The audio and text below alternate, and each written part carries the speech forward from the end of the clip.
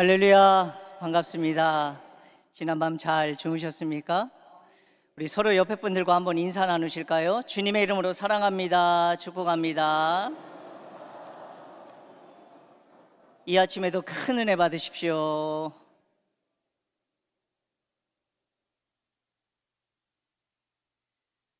저는 줄포중앙교회를 섬기고 있는 이태한 목사이고요. 이번 우리 성결교단 전국 장로회 전국 수양회에 이렇게 설교를 하게 돼서 기쁘게 생각하고 또 하나님께 감사를 드립니다. 바라기는 우리 시간마다 우리 장로님들 말씀으로 큰 은혜를 받으시고 또 영적으로 또 육적으로 쉼과 안식을 얻고 돌아가시는 귀한 시간이 되기를 주님의 이름으로 축복을 드립니다. 제가 잠시 기도하고 말씀 전하겠습니다. 사랑과 은혜의 주님, 오늘 이 아침 하나님의 말씀으로 시작을 합니다. 저희들을 은혜로 붙잡아 주시고 저희들의 마음밭에 심령이 옥토가 되게 하여 주셔서 떨어지는 하나님의 말씀마다 저희들을 새롭게 하여 주시고 또 변화되게 하여 주시고 거룩하게 하여 주셔서 하나님의 나라를 이루어가는 아름다운 거룩한 사명자들이 다 될 수 있도록, 그런 우리 장로님들이 되실 수 있도록 하나님 축복하여 주시옵소서. 주실 은혜를 사모하며 예수 그리스도의 이름으로 기도하옵나이다. 아멘. 성경에 보면 물에 관련된 이야기 그리고 물에 관련된 사건들이 많이 나옵니다. 우리가 잘 알고 있는 것처럼 이스라엘 백성들이 애굽에서 출애굽을 해서 가나안 땅으로 가기 전에 가장 먼저 만난 사건이 바로 홍해 바다, 물을 건넌 사건입니다. 물에 관련된 사건이죠. 출애굽기 15장에 보면 또 마라의 쓴물 이야기가 나옵니다. 물에 관련된 사건이죠. 마라의 쓴물을 하나님께서 단물로 바꿔주신 기적의 사건을 이스라엘 백성들이 경험을 하게 됩니다. 바로 두 장만 또 건너가게 되면 출애굽기 17장, 민수기 20장에 보면 모세가 반석을 칩니다. 반석을 치니 물이 나오는 또 사건이 일어나게 돼요. 르비딤이라고 하는 곳이었는데 물이 나오니까 그곳의 이름을 마사 또 무리바라고 이름을 바꾼 장소이기도 합니다. 물과 관련된 사건이죠. 그 외에도 성경에 보면 물에 관련된 사건들 이야기가 굉장히 많이 나옵니다. 또 우리가 잘 알고 있는 것처럼 열왕기 하에 보면 이 엘리사 선지자가 여리고라고 하는 지역에 이르렀을 때 이 물의 수질이 너무 나쁜 거예요. 그래서 그 물을 향해서 뭐를 뿌려요?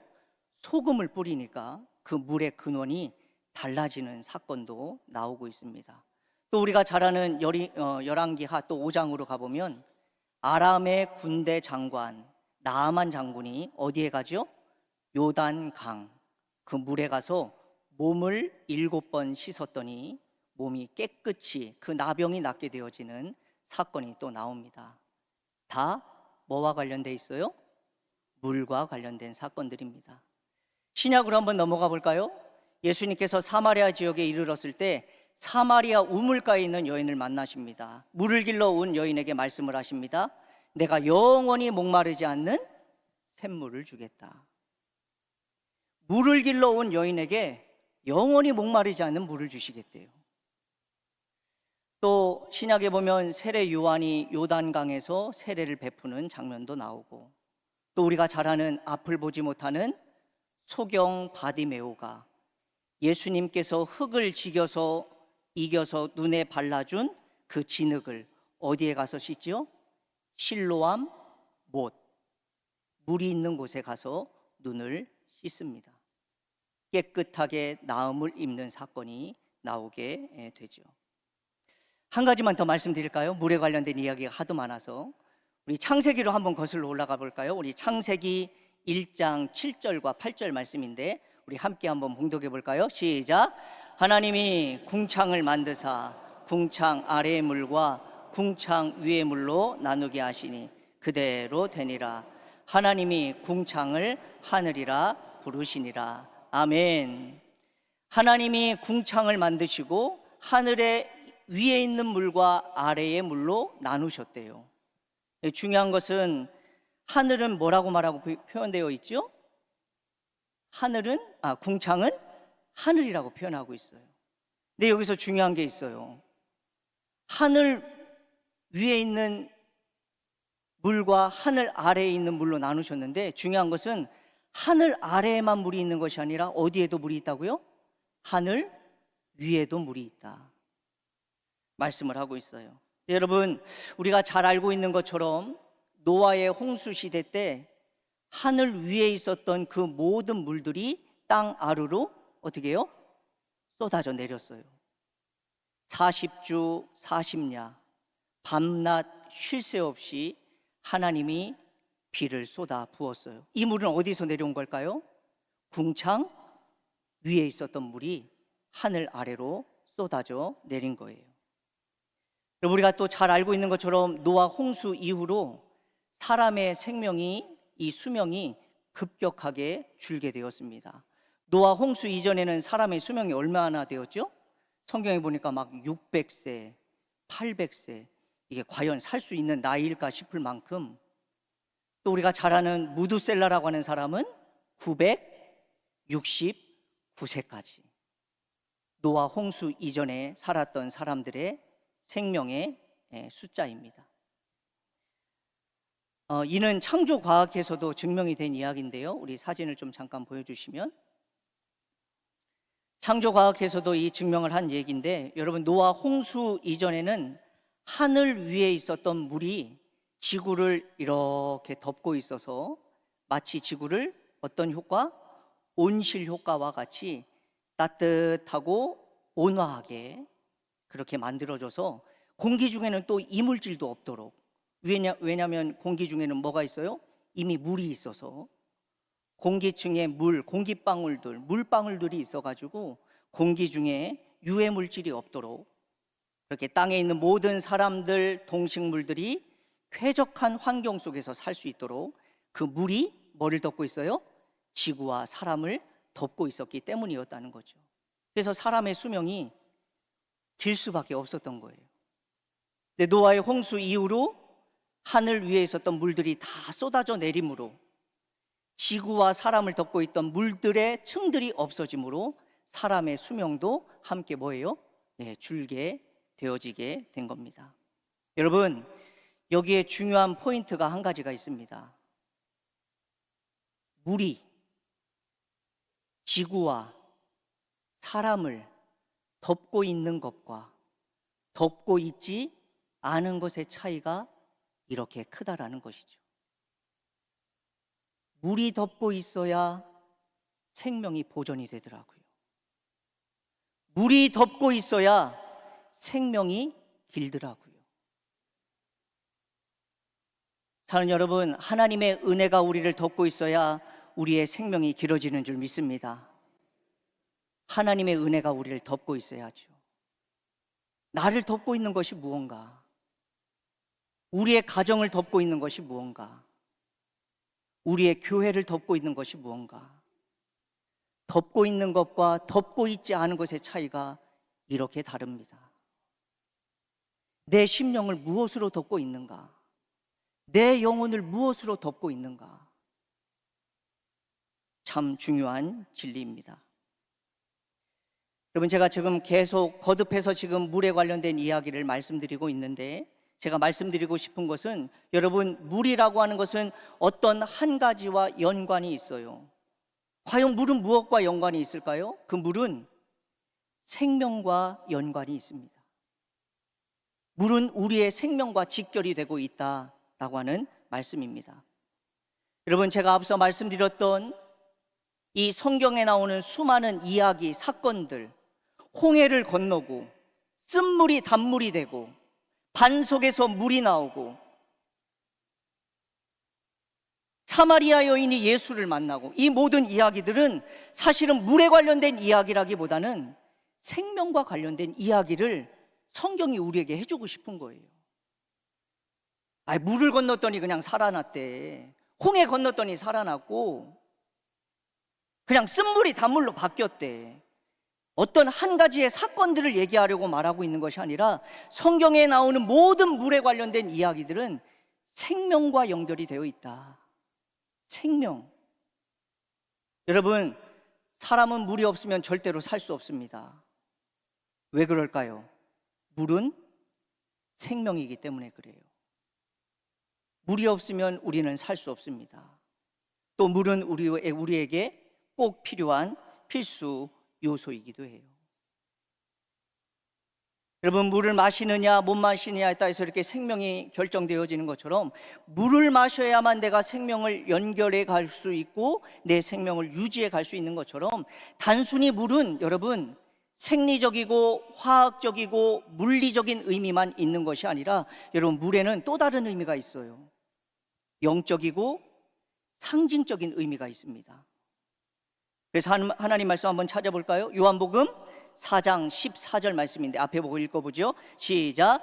내가 주는 물을 마시는 자는 영원히 목마르지 아니하리니 내가 주는 물은 그 속에서 영생하도록 솟아나는 샘물이 되리라. 아멘. 노란색 글자 한번 볼까요? 영생하도록 솟아나는 샘물. 누가 주는 물? 하늘색 글자. 누가 주는 물? 내가 주는 물.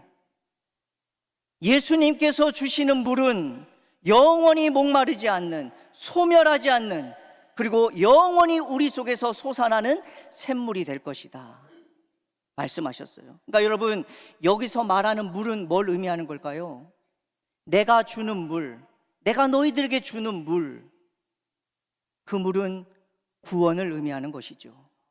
영생입니다.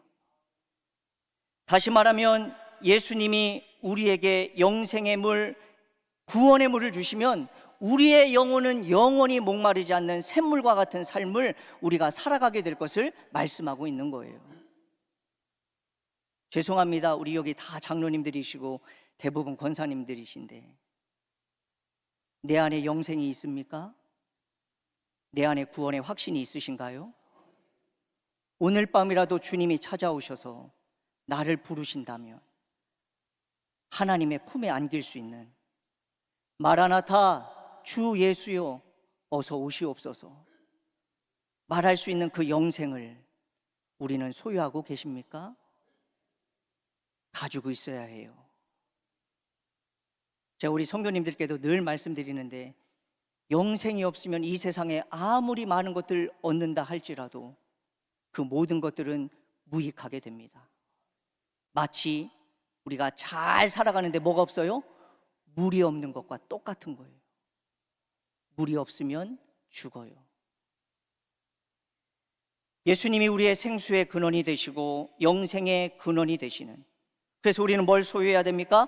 그분, 생명이 되시는 예수 그리스도, 그분을 우리는 소유하고 있어야 하는 거예요. 여러분, 이것이 바로 물이 주는 영적인 의미예요. 아까 물에 관련된 많은 사건들, 성경에 나오는 이야기들을 말씀드렸지만 사실은 그것은 화학적이고 물리적이고 어떤 사건에 불과하지만 우리는 이 물에 대한 사건을 영적으로 해석해낼 줄 알아야 합니다. 물은 영생이에요. 물은 구원인 것이죠. 그럼 오늘 본문 말씀에 보니까 성소에서부터 흐르기 시작한 곳이 흘러가는 곳곳마다 놀라운 사건들을 말해주고 있어요. 말씀해 보니까 땅이 치료가 되어지고 식물이 살아나고 열매가 맺는 역사가 오늘 일어나고 있음을 성경은 말해주고 있습니다. 다시 말하면 물이 있는 곳에 생명이 다시 어떻게 돼요? 살아나고 있다는 것을 말해주고 있는 거죠. 여러분, 우리 사람의 이 몸의 70%가 뭘로 되어 있다고 하죠? 물로 되어 있다고 말해요. 사람의 몸에 물이 70%라는 의미가 좀 뭘까요? 70%가 물로 되어 있다라는 말은 우리의 몸에 물이 70%가 채워지지 않으면 어떤 현상? 맞아요. 생명이 위협이 있고 생명이 위태롭다라고 하는 반증이에요. 단순히 사람의 몸이 물로 70%가 되어 있구나가 아니라 이것이 뭐해져 있지 않으면, 채워져 있지 않으면 사람의 생명에도 위태롭고 위험할 수 있다라는 그런 반증인 것이죠. 여러분, 제가 방금 전에 물이 주는 영적인 의미를 말씀드렸습니다. 영생, 구원, 그것이 반드시 우리 안에도 채워져 있어야 돼요. 여러분, 우리는 물만 채우려고 해요. 사람의 몸이 70%가 물이어야 된대. 70%로 채워져 있지 않으면 사람의 생명도 위태롭대. 그렇게 오죽했으면 2% 부족하다는 말이 나오겠어요? 2% 부족하다는 말이 뭘까요? 2%만 부족해도 사람이 힘들다는 말이에요. 탈수 현상이 일어납니다. 우리는 뭘로만 채우려고 해요? 물로만 채우려고 해요. 이 목숨, 사람의 생명, 위태로우니까 물로만 채우려고 해요. 정작 우리가 채워야 할 것은 뭘까요? 영혼과 영생을 우리 안에 채우고 있어야 될 줄 믿습니다. 목숨보다 더 소중한 것이 있죠. 내 이 목숨보다 더 소중한 것이 있어요. 그것은 바로 영적인 거예요. 여러분, 지구 환경을 연구하는 많은 과학자들이 이 지구 환경을 위해서 많은 것들을 연구한다고 그래요. 근데 연구를 해보니까 21세기가 끝나기 전에 전 세계적으로 물 부족 현상이 일어나게 될 것을 예측을 하고 있어요. 심지어 지구촌 곳곳마다 물로 인한 분쟁과 다툼과 전쟁이 일어나게 될 것을 예견하고 있습니다. 여러분, 우리나라는 물 부족 국가가 현재는 아니에요. 물에 대한 염려를 가지고 살아가고 있지 않지만 앞으로는 이러한 일들이 일어나게 될 것을 예견해주고 있는 거죠. 제가 사진 하나를 가지고 왔는데, 지금 현재 저 이집트라고 하는 나라의 이 나일강, 그리고 아프리카에는 지금 어떤 강이 흐르냐면 나일강이 흘러요. 여러분, 4대 문명을 기억하십니까? 황하 문명, 인더스 문명, 메소포타미아 문명, 그리고 이집트 문명이 있어요. 근데 이 모든 4대 문명이 굉장히 번성하게 된 그 중심에는 뭐가 있느냐? 그 문명 중심에는 강이 흐르고 있어요. 특히 황하 문명에는 황하강이라는 강이 흐르고 있고, 인더스 문명에는 인더스라고 하는 강이 흐르고 있고, 메소포타미아 문명이라고 하는 그곳에는 티그리스 유프라테스 강이 흐르고 있고, 또 지금 제가 말씀드리려고 하는 이 아프리카라고 하는 지역에는 그들의 생명의 물줄기라고 하는 나일강이 흐르고 있어요. 이집트 문명의 생명은 나일강입니다. 그런데 여러분, 이 나일강 때문에 요즘 문제가 일어나고 있어요. 이게 연합뉴스에 나온 얘기인데, 에티오피아, 수단, 이집트가 이 물 때문에 지금 싸우고 있답니다. 물 분쟁이 벌써 일어나고 있는 거죠. 제가 좀 또 하나 사진을 가져왔는데, 네, 아프리카의 이 지도인데요. 저기 빨간색 동그라미를 친 에티오피아, 저기로부터 흐르는 나일강의 물줄기가 저희가 상류입니다. 저 상류에서부터 이 나일강의 물줄기가 많이 흘러가고 있어요. 저 물줄기가 어디까지 흘러가느냐? 저 하류에 있는 이집트까지 쭉 흘러서 내려가고 있는 거예요. 그래서 저 물이 어디로 빠져나가요? 지중해 바다로 빠져나가고 있어요. 근데 여러분, 중요한 것은 요즘 최근에 저 에티오피아라고 하는 나라에서 뭐를 지금 짓고 있냐면 수력발전소를 짓기 위해서 지금 댐을 짓고 있대요. 그래서 뭘 막았어요? 물을 막았어요. 댐 지으려니까. 수력발전소, 전기 없겠다고 물을 막은 거예요. 그런데 에티오피아에서 흘러가는 저 물, 나일강의 물줄기, 약 85%나 되는 저 많은 물줄기가 어디에서 막으니까? 에티오피아에서 막으니까 저 밑에 있는 수단이라고 하는 나라, 또 저 아래에 있는 이집트라고 하는 나라에서 뭐를 못 먹어요? 예, 물이 흘러내려오지를 않으니까 분쟁이 일어나게 된 거예요. 여러분, 저 이집트인들의 이 사람들의 이 물 공급을 그 90%의 물을 어디서 얻느냐면 저 나일강에서 얻는다고 합니다. 나일강. 근데 물이 내려와야 먹지요. 에티오피아라고 하는 저 물줄기 상류의 근원에서부터 물을 내려보내지 않으면 밑에 있는 수단, 밑에 있는 이집트, 물을 공급받을 수가 없는 거예요. 그래서 뭐가 일어나냐면 최근에 분쟁이 일어났어요. 야, 어떻게 너네 나라만 잘 먹고 잘 살겠다고 수력발전소 짓고 어떻게 그렇게 댐을 막을 수가 있냐. 열어라. 이걸 위해서 중재를 하기 위해서 UN 국제연합이 지금 중재에 나서고 있다고 합니다. 여러분, 이제 시작이 된 거지요. 물로 인한 분쟁, 다툼이 시작이 되고 있는 거예요. 여러분, 이것은 시작에 불과합니다. 앞으로는 더 많은 물로 인한 분쟁과 다툼이 일어나게 될 것을 많은 전문가들이 예견을 하고 있어요. 그렇다면 여러분, 도대체 물 가지고 왜 이러는 걸까요? 우리는 지금 실감도 안 되는 이 물 가지고 이 아프리카에 있는 이 세 나라는 왜 이 물 가지고 다투고 있는 걸까요? 이유는 하나입니다. 물은 생명이기 때문에 그래요. 그 어떤 지하 자원보다, 그 어떤 식량의 자원보다 정말로 소중한 것이 물이기 때문에 그렇습니다. 여러분, 오늘 우리가 살아가는 현실의 모습과는 너무나도 다르게 오늘 성경의 말씀에 보니까 풍성하게 흘러 넘치는 장면을 오늘 성경은 우리에게 말씀해 주고 있어요. 오늘 말씀 1절에 보니까 성전 문지방으로부터 흘러가기 시작한 이 물이 차고 넘쳐서 내 발목과 무릎과 허리와 내 목까지 차오르더니 그 물이 헤엄을 치지 않고서는 건널 수 없는 큰 강을 이루었다고 오늘 성경은 말하고 있어요. 근데 여러분, 여기 중요한 게 있어요. 물이 쫄쫄쫄쫄 흐르기 시작하더니 갑자기 물의 양이 많아지면서 내 발목, 무릎, 허리, 이제는 헤엄을 쳐서 건너가야 되는 정말로 많은 물들이 가득 넘쳐나게 되었다는 거죠. 근데 중요한 건 어디서부터? 성전에서부터 물이 흘러나오고 있었다라는 거죠.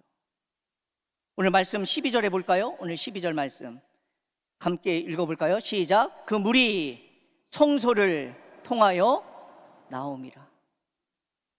성전 안에서도 그 중심이 되는 어디요?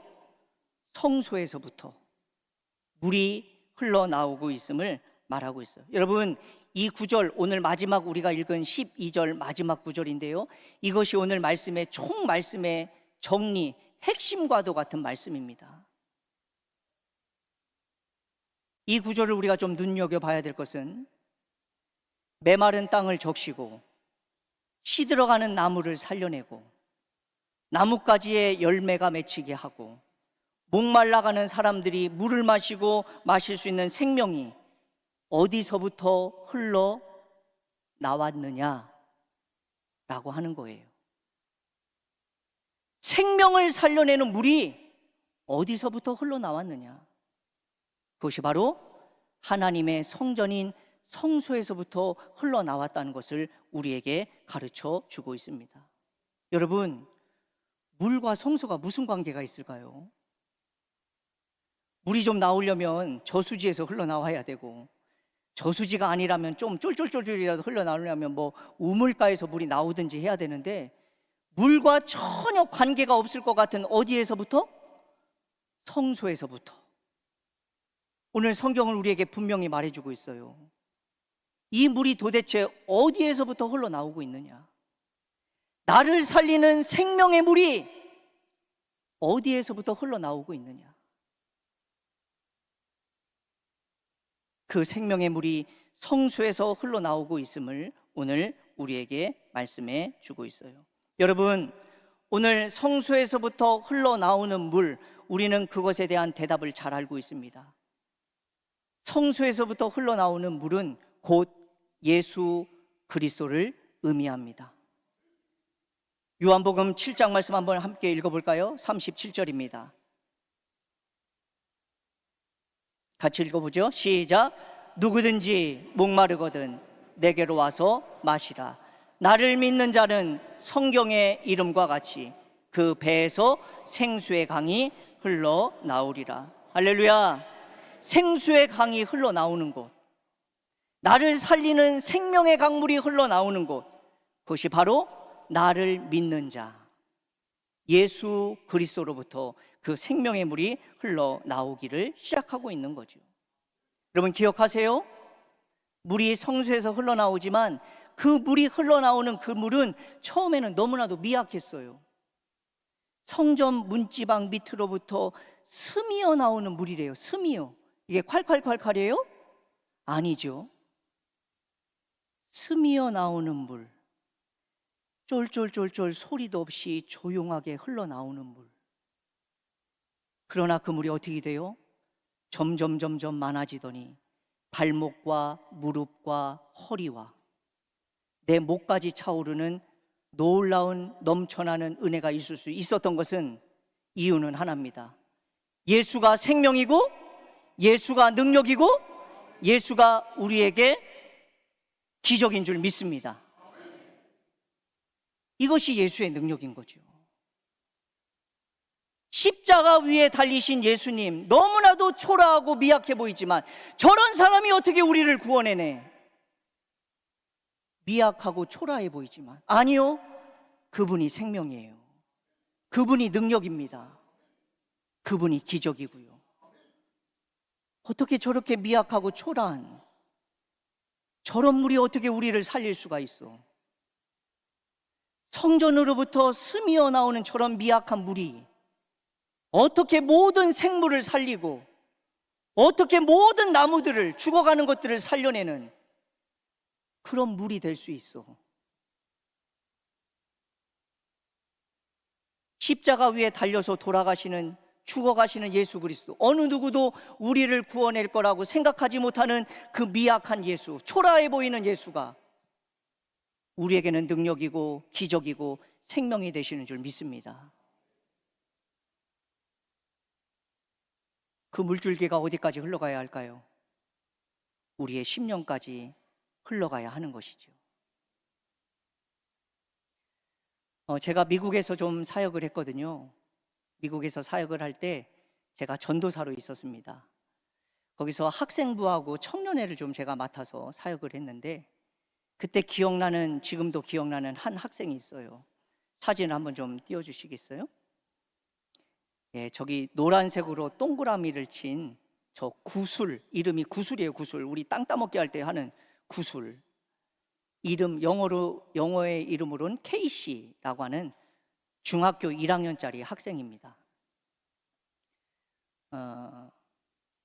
이 아이가 왜 저한테 소중한 아이냐면, 제가 처음 학생부를 딱 만났을 때 매일같이 어깨에 에코백 아시죠? 헝겊으로 만든 에코백 안에 늘 뭔가를, 책을 가지고 넣어가지고 와서 그걸 읽고 앉아 있는 거예요. 가만히 보니까 무슨 책이지 하고 보니까 만화책이에요. 만화책.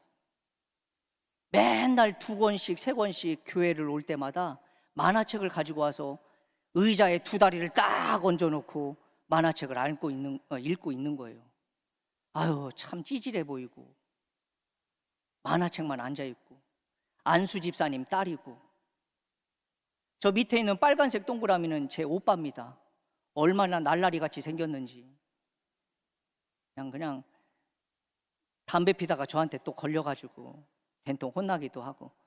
저 아이의 오빠예요.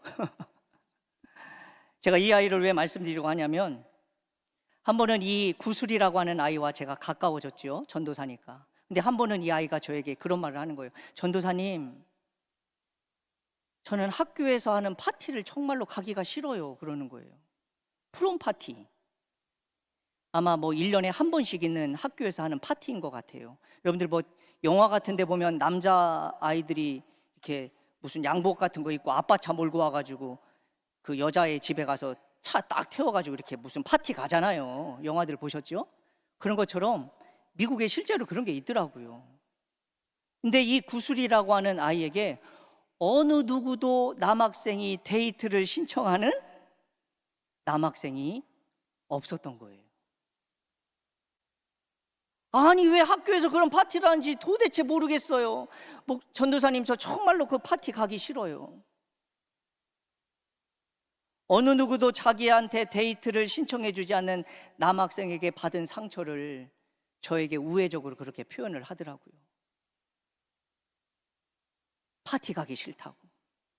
그래서 제가 지금도 기억나는 건 저 껄렁껄렁한 저 오빠 호석이하고 같이 그날 하루 종일 저 구슬이하고 함께 식사도 하고 데이트도 해주고 하루를 보내주었던 기억이 나요. 왜냐하면 그날은 파티가 있었던 날이거든요. 어느 누구도 자기한테 초청을 안 해요. 근데 여러분, 어느 날 중요한 것은 어쨌든 저 구슬이는 존재감도 없고 학교에서 뭐 인기도 없고 남자가 데이트를 신청할 만한 그런 외모도 아닌 저렇게 꺼무잡잡하게 생긴 중학교 1학년짜리예요. 근데 저기 보이시나요? 8명의 아이들. 여름방학이 돼가지고 저 8명의 아이들을 데리고 제가 수련회를 갔어요. 수련회가 저 아이들에게 학생회까지 단 한 번도 수련회를 가본 적이 없다고 하더라고요.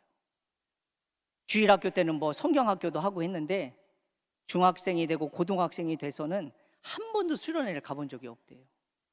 제가 저 8명의 아이들을 데리고 수련회장을 갔습니다.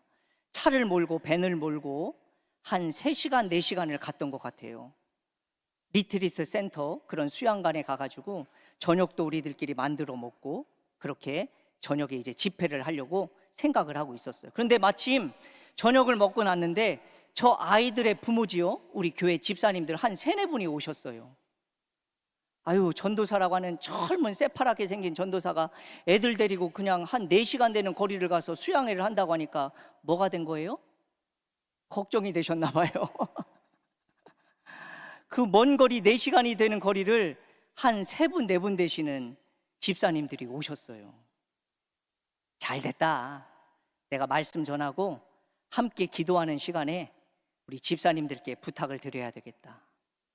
집사님들, 제가 말씀 전하고 아이들과 함께 기도할 텐데 그때 꼭 아이들의 손을 잡아주시든 어깨를 감싸주시든 함께 기도를 부탁을 드렸어요. 그날 놀라운 성령의 임재가 기도하는 자리에 임하게 됐어요. 하나님이 우리 아이들을 만나주셨고 영적으로 하나님을 체험하고 인격적으로 하나님을 만나는 그런 놀라운 일이 일어나게 됐어요.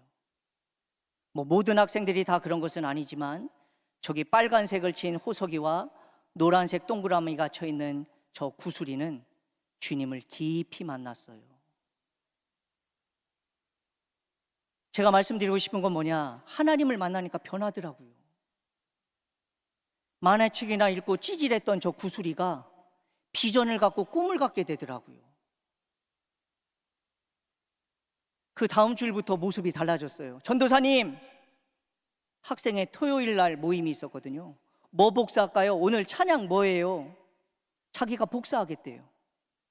얼마나 껌딱지처럼 저를 따라다니는지 때론 좀 지겹더라고요. 좀 떨어졌으면 좋겠는데.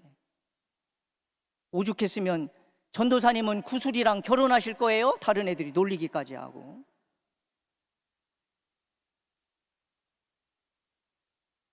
아이가 바뀌었어요. 만화책도 안 가져와요. 그렇게 변화된 아이의 모습을 보고 저는 한국으로 들어왔어요. 그리고 한 몇 년이 흘렀죠. 한참 흐르고 나서 이 구슬이하고 통화를 할 기회가 돼가지고 통화를 했어요. 그랬더니 이 아이가 대학생이 벌써 돼 있는 거예요. 대학교 1학년.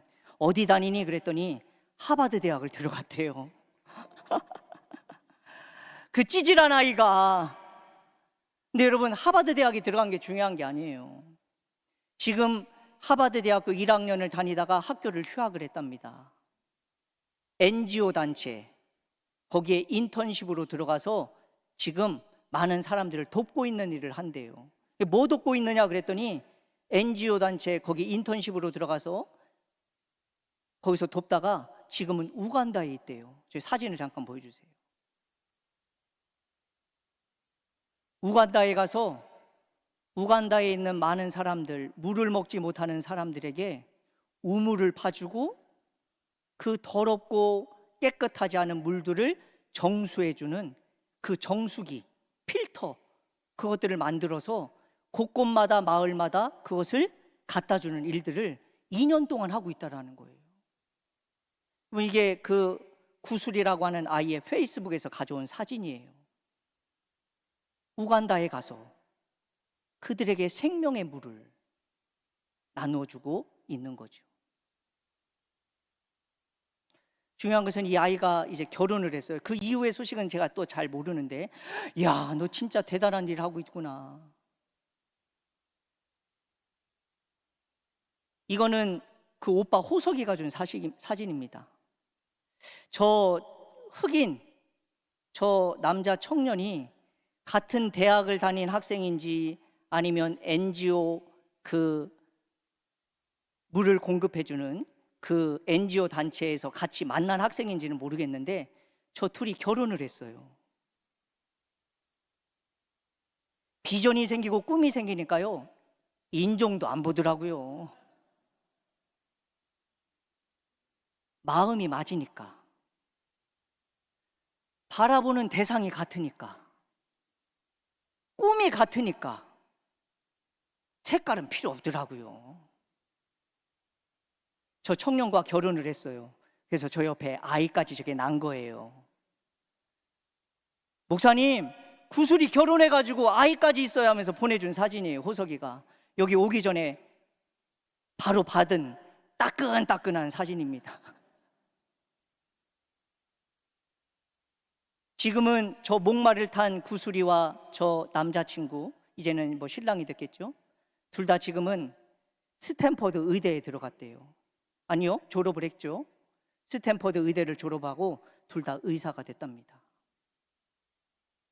여러분, 저는 믿습니다. 구슬이와 같은 아이, 미약하고 초라하고 만화책이나 읽는 저런 찌질이가 무엇을 할 수 있을까? 하나님을 만나니까, 예수님이 내 안에 흘러 들어오니까 꿈이 생기고 비전이 생기고, 내가 무엇을 위해서 살아가야 하는지가 분명해지고, 내가 받은 생명을 다른 사람들에게도 전해줘야 되는 그런 사명을 받은 아이로 성장해 가더라고요. 지금은 사람의 진짜 목숨을 구원하는 의사가 됐지요. 그러나 저는 믿습니다. 사람의 목숨만 구원해주는 구슬이가 아니라 예수 그리스도의 생명, 그 복음도 함께 전해주는 아이로 살아가고 있음을 저는 믿어요. 신앙생활 잘하고 있대요. 이 호석이라고 하는 오빠도 지금 서울에 있는 교회를 열심히 다니고 있고.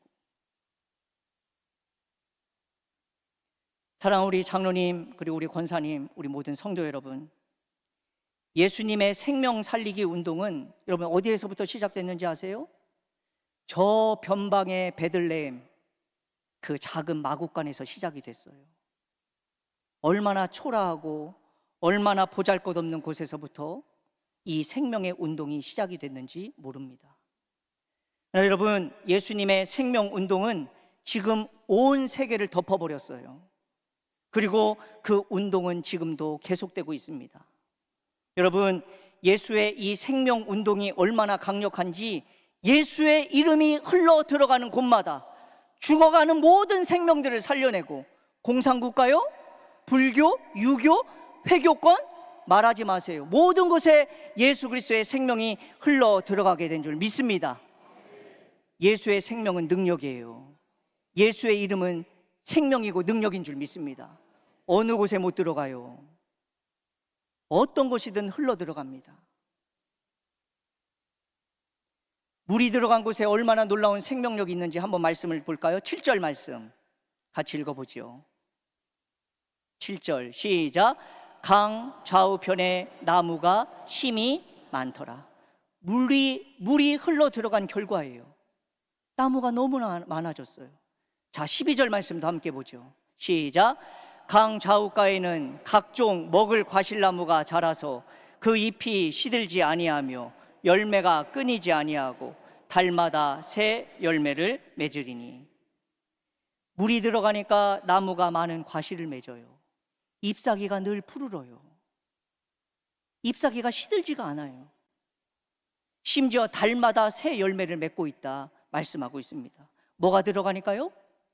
물이 흘러 들어가니까, 물이 채워지니까 살아나는 역사가 일어나게 됐어요. 여러분, 내 안이 무엇으로 채워져 있는가? 내 안을 무엇으로 채워야 하는가? 이것이 우리에게 참 중요해요.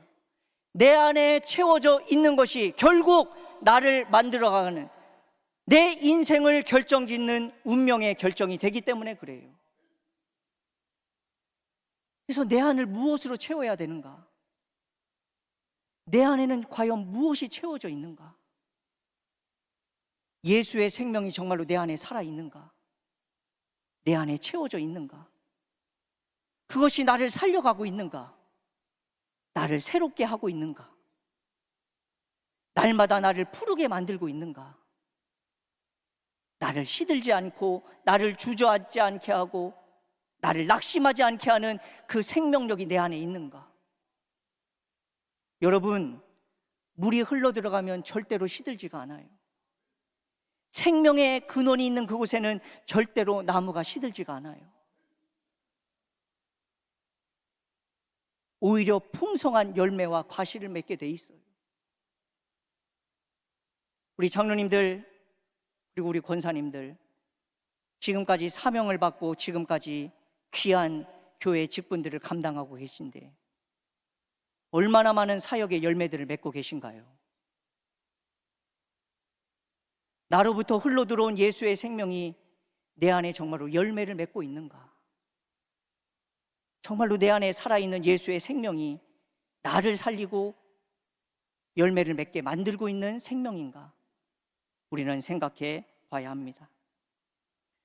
사랑하는 우리 성결교단, 우리 장로님, 우리 권사님, 모든 성도 여러분, 우리의 영혼을 예수의 생명, 예수의 사랑으로 가득 채울 수 있기를 주님의 이름으로 축원을 드립니다.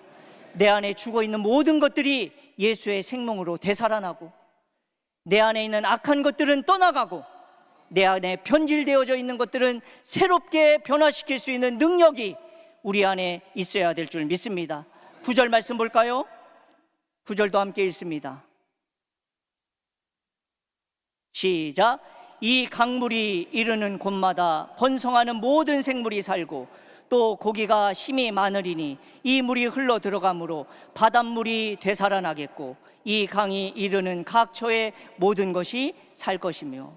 9절 말씀 잘 보세요. 바닷물이 어떻게 살아난대요? 되살아나겠고. 그러면 그 이전에는 어떤 상태였다는 거예요? 죽어 있었다는 거죠. 바다가 죽어 있었어요. 그러나 성소에서부터 흘러 들어가는 물이 강을 따라 바다까지 들어가니 뭐도 살려내요? 바다도 다시 되살려내고 죽어가는 모든 생물들이 살아나고 오히려 고기도 힘이 많아지게 되었다고 말씀하고 있어요. 다시 말하면 예수 생명이 들어가야 우리는 살아나게 되는 줄 믿습니다. 예수 생명이 들어가야 되는 거죠. 말씀을 맺어요. 여러분, 저는 줄포라고 하는 부안의 줄포라고 하는 작은 시골에서 왔습니다. 제가 부임을 하고 나서 지금까지 우리 성도님들께 많은 이야기를 들은 것 중에 하나가 뭐냐면, 목사님, 우리 줄포에는요 예전에 폭우가 있었네요. 폭우가 있어가지고 배가 드나드니까 사람들이 굉장히 많았대요. 그래서 줄포 시내를 지나다닐 때 그냥 못 지나다녔답니다. 어깨를 툭툭 쳐야만 지나다닐 수 있을 정도로 줄포 시내에 사람들이 가득했대요. 이유는 하나예요. 줄포에 뭐가 있었다고요? 폭우, 배가 드나드는. 지금은 바닷물이 다 빠져나가가지고 폭우로서의 역할을 지금은 감당하지 못하고 있어요. 중요한 것은 폭우가 사라지니까 사람들도 줄더라고요. 여러분, 시골이라서 주는 게 아니더라고요. 물론 인구 절벽 시대를 우리가 살아가고 있지만 예수님께서 구원할 영혼들은 오늘도 보내주고 계시는 줄 믿어요. 여러분, 어떻게 보면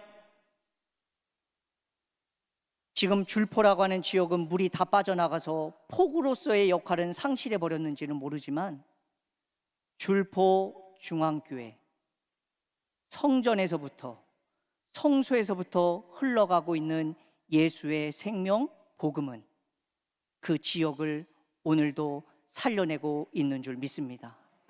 여러분, 저는 믿습니다. 예수의 생명, 예수의 복음, 예수의 그 능력이 흘러들어가는 곳은 무조건 살아나게 돼 있어요. 회복되게 돼 있습니다. 치유되게 되어 있어요. 그것이 바로 예수의 생명이기 때문에 그렇습니다. 사랑하는 우리 성결교단, 그리고 우리 성도 여러분, 예수 그리스도가 생명의 물인 줄 믿습니다. 예수 그리스도가 흘러들어가는 곳마다 모든 생명들이 살아나고 다시 회복되어지는 역사가 일어나게 되는 줄 믿습니다.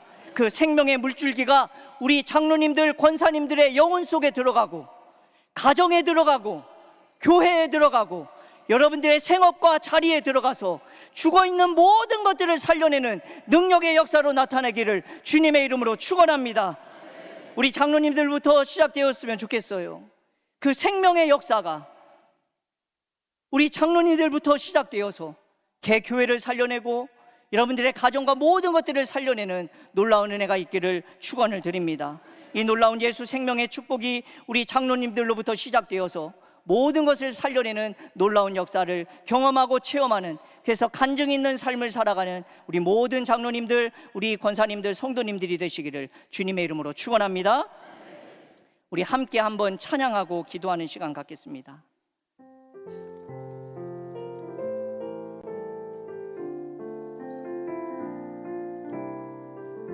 내 주의 은혜 강가로, 내 주의 은혜 강가로,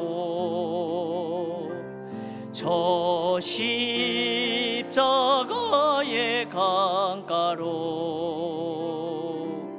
내 주의 사랑 있는 곳, 내 주의 강가로, 내 주의 은혜 강가로, 내 주의 은혜 강가로, 저 십자가의 강가로, 내 주의 살아있는 곳, 내 주의 강가로. 우리 두 손을 가슴에 얹고 한번 찬양해 볼까요? 나란 나의 영혼을 생수로 가득 채우소서. 피곤한 내 영혼 위해 내 주의 은혜 강가로, 저 십자가의 강가로, 내 주의 살아있는 곳, 내 주의 강가로. 우리 시간 합심으로 한번 함께 기도합니다. 성령 하나님, 예수 그리스도의 생명의 생명수가 다시금 우리의 심령 속에 흐르게 하여 주옵소서. 내 안에 죽어있던 모든 것들이 다시 되살아나고 회복되게 도와주시고, 예수 생명이 내 안에 가득하여 내 주변의 모든 것을 살려내는 놀라운 역사가 우리의 교회, 우리의 가정, 우리의 생업 안에 있도록 역사하게 해달라고 우리 짧지만 우리 함께 주님의 성호 한번 외치고 함께 기도합니다. 주여, 사랑의 주님, 주님의 생명수가 다시금 흐르게 하여 주옵소서. 우리의 심령 속에 흐르게 하여 주시고, 우리의 교회에 흐르게 하여 주시고, 우리의 하나님 가정에 흐르게 하여 주셔서 메마르고 시들고 죽어가는 모든 것들을 다시금 하나님 살려내게 도와주셔서, 오 하나님, 우리가 죽어가는 그 모든 것들로부터 하나님 구원과 영생의 은혜를 가지고 하나님 살아갈 수 있도록 인도하여 주옵소서. 하나님, 잠자는 영혼 되지 않게 하시고 죽어있는 심령 되지 않게 도와주시고, 오직 하나님의 능력과 권능의 팔로 다시 한번 하나님 붙잡아 주셔서 예수가 생명임을, 예수가 하나님 능력임을, 예수가 기적임을 다시 한번 하나님 경험케 하여 주시옵소서. 주셔서 하나님 헛된 소망, 헛된 가치관, 헛된 하나님 사상에 빠지지 않게 도와주시고 오직 나를 살려내는 것은 예수의 생명임을 다시금 하나님 붙잡게 하여 주셔서 예수의 생명으로 살아나게 하여 주시옵소서. 우리의 장로님들, 권사님들, 교회마다 하나님 가정마다 생업마다 모든 것들이 흘러가는 예수의 생명이 하나님 모든 것을 살려내고 새롭게 하는 역사로 나타나도록 인도하여 주시옵소서.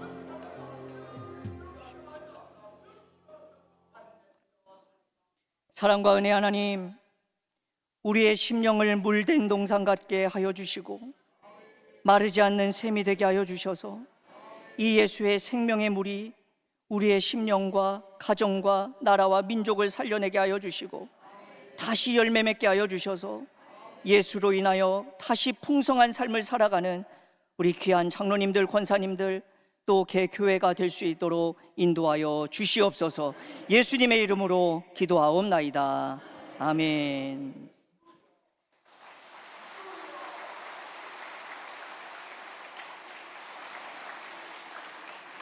예, 은혜의 말씀을 전해주신 줄포 중앙교회 이태환 목사님께 다시 한번 환영해 봅니다.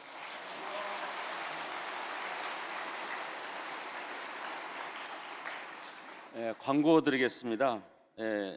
한 분도 나가지 마시고 바로 이어서 특강 네 번째가 진행되겠습니다. 이태환 목사님 나오셔서 축도로 예배를 마치겠습니다. 이제는 우리 주 예수 그리스도의 은혜와 하나님 아버지의 크신 사랑하심과 성령님의 인도 보호 역사 내주 교통하심이 주의 성전에서부터 흘러나오는 예수의 생명이 우리의 심령과 가정과 나라와 민족을 새롭게 하여 다시 살려내고 특별히 장로의 수양회를 통해 예수의 생명으로 가득 채워 돌아가는 우리 장로님들을 통해 놀라운 변화와 회복의 역사가 교회마다 가정마다 일어나게 되기를 여기 모여 예배하는 모든 심령 위에 이제부터 영원까지 함께 하시기를 간절히 축원하옵나이다. 아멘.